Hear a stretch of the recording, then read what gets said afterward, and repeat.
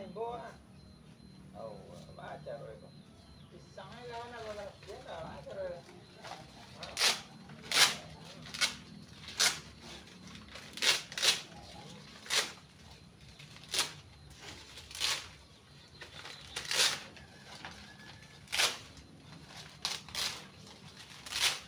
Imbo pala ubi lah imbo.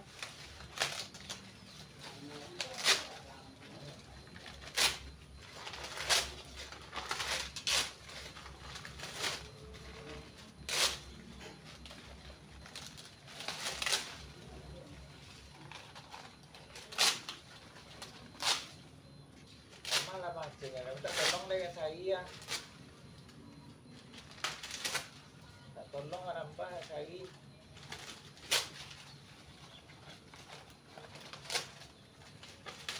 Bisa seorang dengan dua orang saya kok. Malah mancing tadi kok. Tapi saya seorang loh. Bisa seorang dah.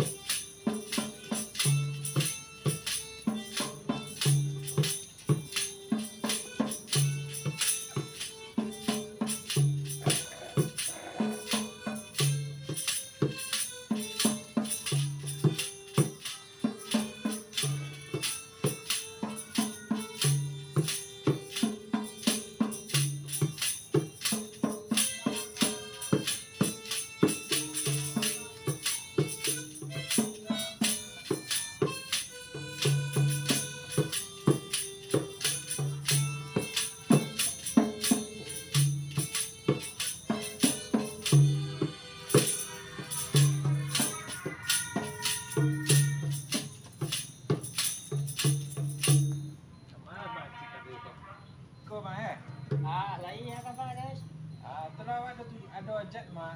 Ajak tuh. Kalau abang cuti gini ya, cuti gini kan. Ada. Minta tolong wah. Kalau ubi itulah sama mana. Tolong wah sehari kok. Cuti ya, aku ambo gini kau di Malay di kampung gini kau di Pekanbaru. Kalau cuti kau sambutannya di Malaysia, ya cuti. Apa libur? Libur istirahat. Istirahat ya. Tuh, aku ke pulang kampung aja aku ke dalam hari dua apa. Ayo. Ada kalau tak tolong mengal.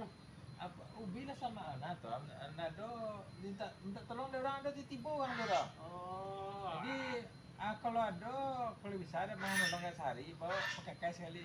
Oh, ada tadinya biasanya cuma usaha mah kok namanya awak barusan aku kan kotak sasak seketik nah ada awak kini kok katu baluangan kalau untuk ada sana kok.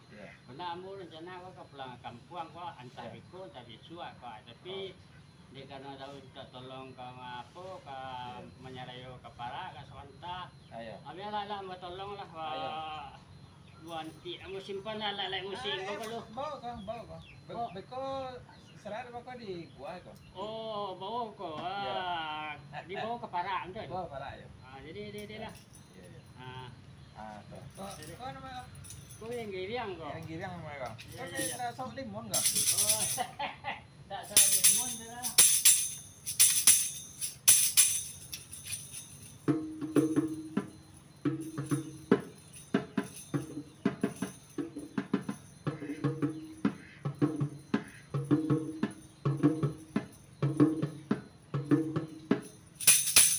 Ah, mantap guys. Ah, keparak cik lu. Dibawa kau keparak. Ah, beko istirahat kau di gua kau. Alah, cepatlah aku lalai lah ambo. Oh iya deh. Yalah.